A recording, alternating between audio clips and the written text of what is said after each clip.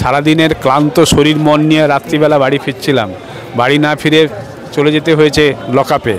আর সেই লকআপ মানে সে নোংরা, ওপেন টয়লেট যুক্ত, দুর্গন্ধ, ভ্যাপসা গরম, তার মধ্যে রাত কাটাতে হয়েছে।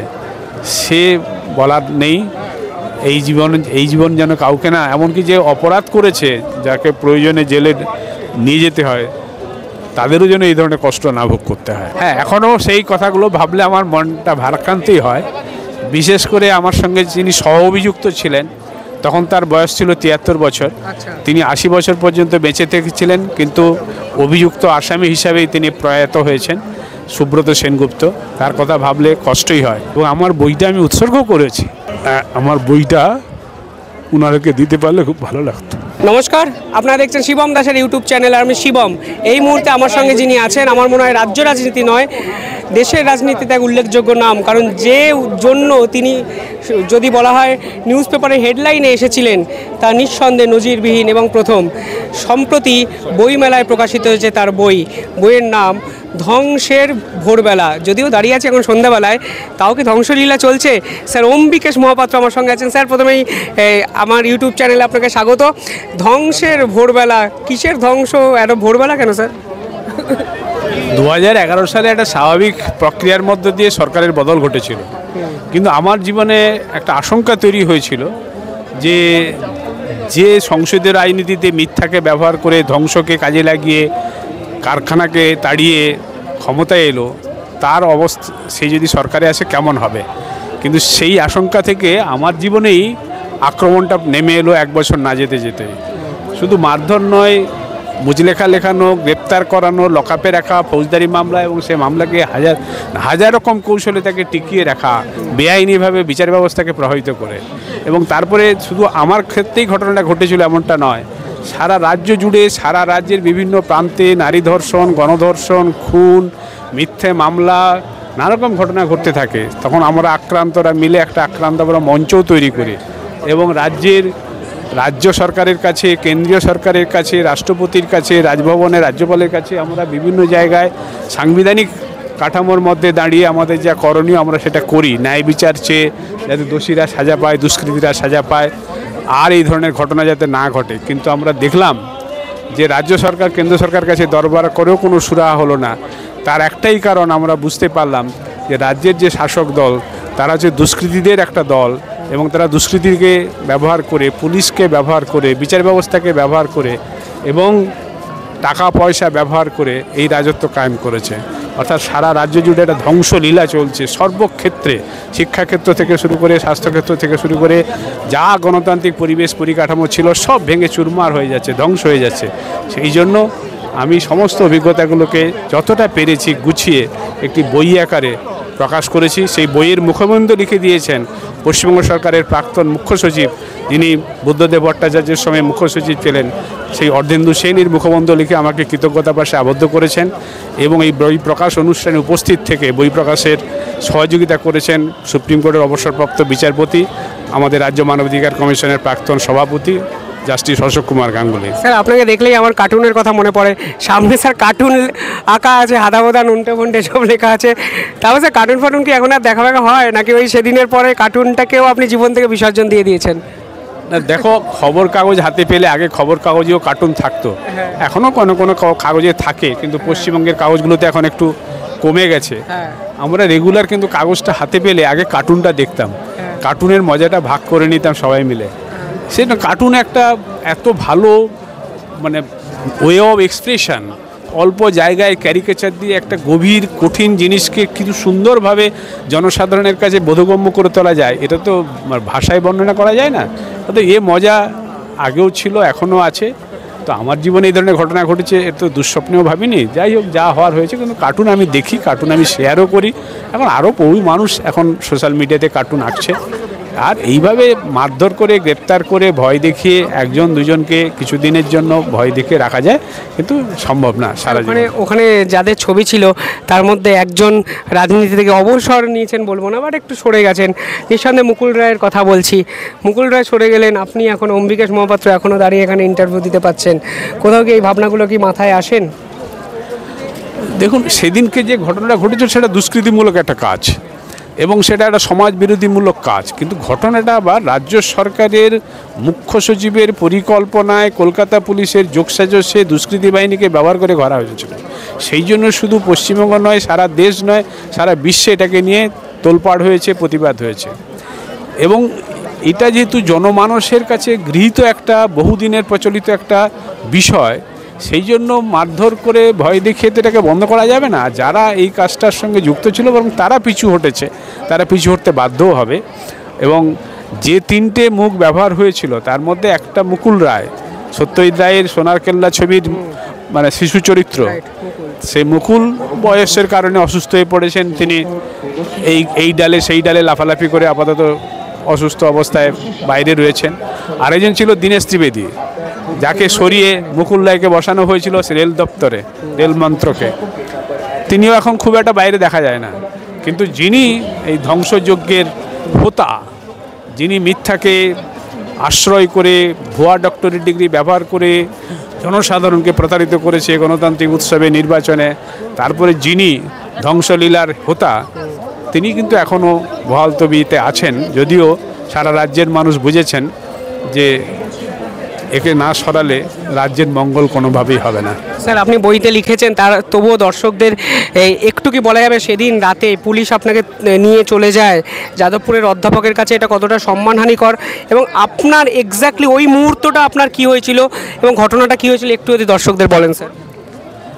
আমার এই বইটাতে আমি আমার 2টি অংশে লেখা, একটা যে আমার ঘটনাটা বিস্তারিত লেখা হয়েছে প্রথম অংশে, তারপরে আক্রান্ত আমরা মঞ্চ তৈরি করতে গিয়ে আমার যা অভিজ্ঞতা হয়েছে রাজ্যের বিভিন্ন প্রান্তে আক্রান্ত মানুষের কাছে পৌঁছে যাওয়ার কারণে দ্বিতীয় অংশে সেটাকে লেখা হয়েছে। এবং এই লেখার মুখবন্ধ যিনি করেছেন অর্ধেন্দু সেন, তিনি কিন্তু খুব স্পষ্টভাবে লিখেছেন এবং সেটা পড়লে সবাই বুঝতে পারবে যে রাজ্যের অবস্থাটা কোথায় দাঁড়িয়ে আছে। 3 নম্বর যেটা বিষয় হচ্ছে যে সেদিন আমি বিশ্ববিদ্যালয় থেকে বাড়ি ফেরার পথে রাত্রিবেলায় আক্রান্ত হয়েছিলাম, বাড়ি পর্যন্ত পৌঁছাতে পারিনি। কি হয়েছিল স্যার রাতে? সেদিন রাতে আমি যখন বাড়ি ফিরছি, আমার সময় আবাসনে যেখানে আমি থাকি, বাড়ি পৌঁছানোর আগেই আমাকে রাস্তায় পাকড়াও করে দিয়ে আমাকে আবাসনের অফিসে নিয়ে গিয়ে সেখানে মারধর করে 70-80 জন দুষ্কৃতী, চর থাপ্পড় লাথি ঘুষি, প্রাণনাশের হুমকি ইত্যাদি ইত্যাদি। তারপরে আমি কান্নাকাটি করি ভয়ে, প্রাণ ভয়ে। তারপরে আমাকে দিয়ে মুজলেখা লেখানো হয়, তারপরে সেই মুজলেখা তাদের নির্দেশিত বয়ানে হয়। তারপরে সেই গুন্ডাদের যে নেতৃত্ব যিনি দিচ্ছিলেন তার ভার্বাল অর্ডারে, তার ফোনে পুলিশ চলে আসে এবং ভার্বাল অর্ডারে আমাদেরকে গ্রেপ্তার করে নিয়ে যাওয়া হয় স্থানীয় থানায়। এবং সেখানে নানা রকম কায়দায় 4টে ক্রিমিনাল কেস দিয়ে অ্যারেস্ট মেমো রেডি করে গ্রেপ্তার করে লকআপে ঢুকিয়ে দেওয়া হয়। তারপরের দিন কোর্টে গিয়ে হাজির করা হয়। সেই দিন রাতের এই অভিজ্ঞতা। ওই এক রাতে জেলে থাকার অভিজ্ঞতাটা কি কোনোদিন জীবনে ভুলবেন? মানে নিঃসন্দেহে আপনার জীবনে অনেক অভিজ্ঞতা আছে, কিন্তু এক রাত্রি জেল যাপনের অভিজ্ঞতা, স্যার ওইটা আপনি কীভাবে ব্যক্ত করবেন, জেল জীবনের অভিজ্ঞতা? না, এটা তো ভুলে যাওয়ার কোনো প্রশ্নই নেই। এগুলো তো আর কোনো স্বাভাবিক সাধারণ ঘটনা নয়। স্যার কী করলেন, মানে জেলটা দেখে কেমন লাগলো? আমি ওই একদম রিয়েল এক্সপিরিয়েন্সটা জানতে চাইছি। তারিখটা ছিল 12 এপ্রিল 2012 সাল। তখন গরম, সারাদিনের ক্লান্ত শরীর মন নিয়ে রাত্রিবেলা বাড়ি ফিরছিলাম। বাড়ি না ফিরে চলে যেতে হয়েছে লকআপে।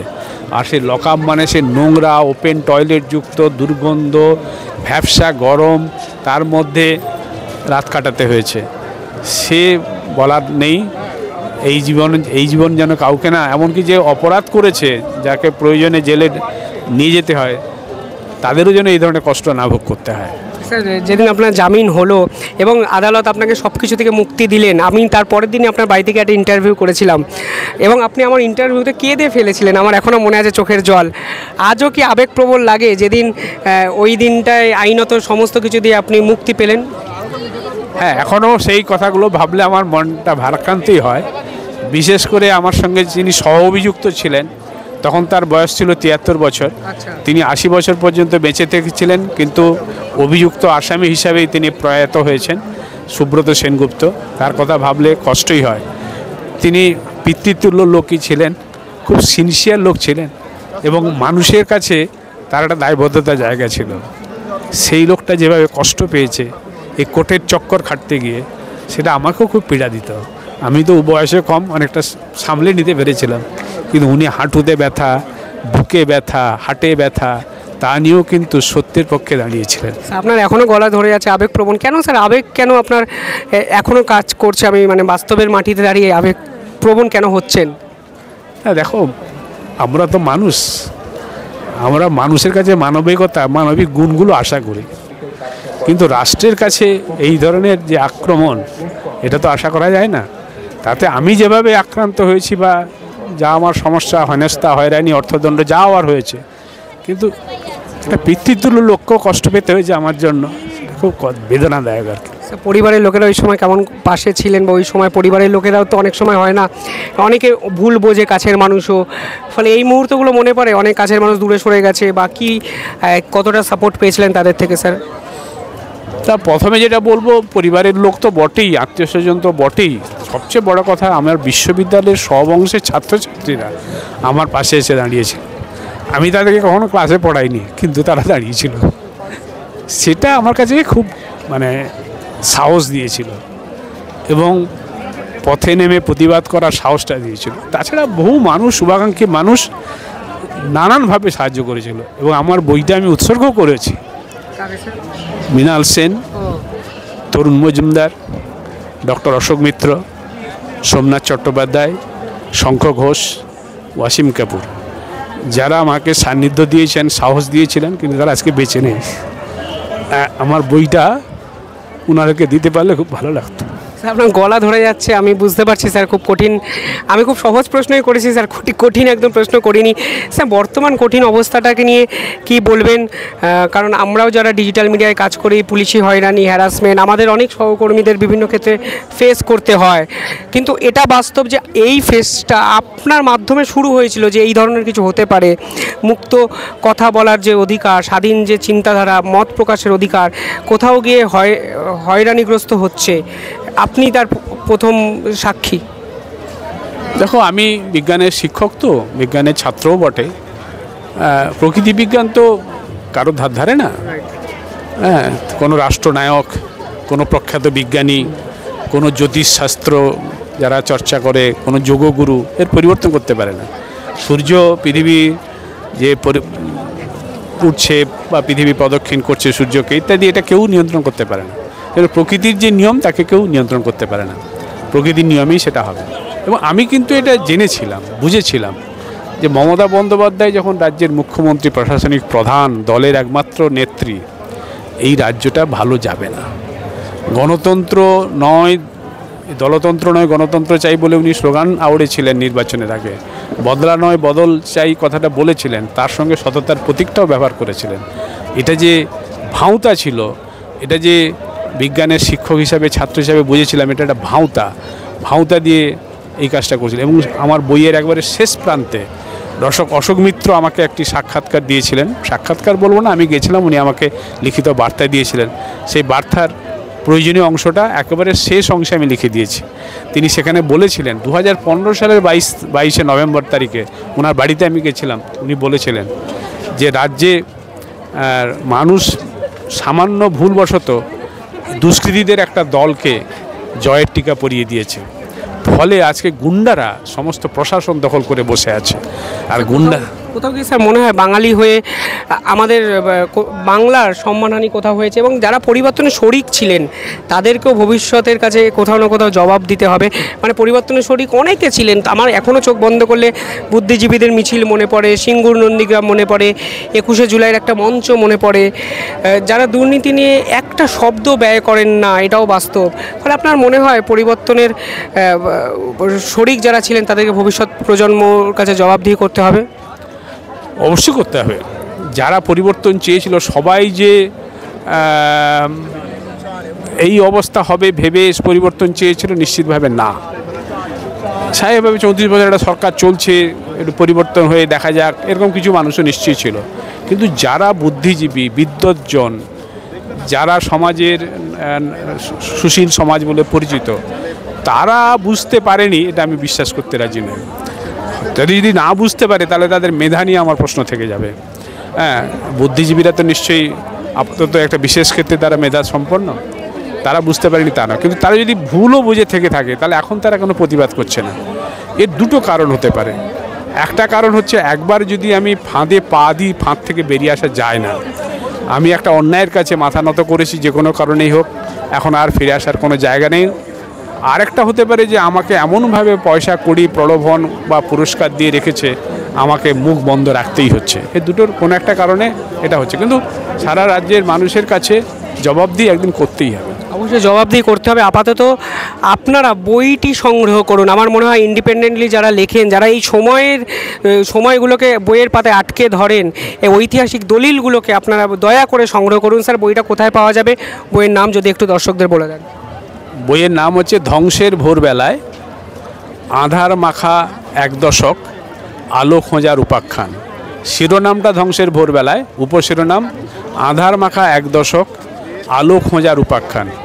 প্রকাশক হচ্ছে 21 শতক, কলকাতা বইমেলায় 477 নম্বর স্টলে পাওয়া যাবে। অবশ্যই স্টল নাম্বার 477 চলে আসুন। ডক্টর অম্বিকেশ মহাপাত্রর বই নিঃসন্দেহে আপনারা সংগ্রহ করুন। আমার মনে হয় এর থেকে বড় প্রাপ্তি আর আপনাদেরও কিছু হতে পারে না। দেখতে থাকুন শিবম দাসের ইউটিউব চ্যানেল। কমেন্টে জানাবেন আপনাদের কেমন লাগলো। ধন্যবাদ স্যার, ধন্যবাদ আপনাদেরও।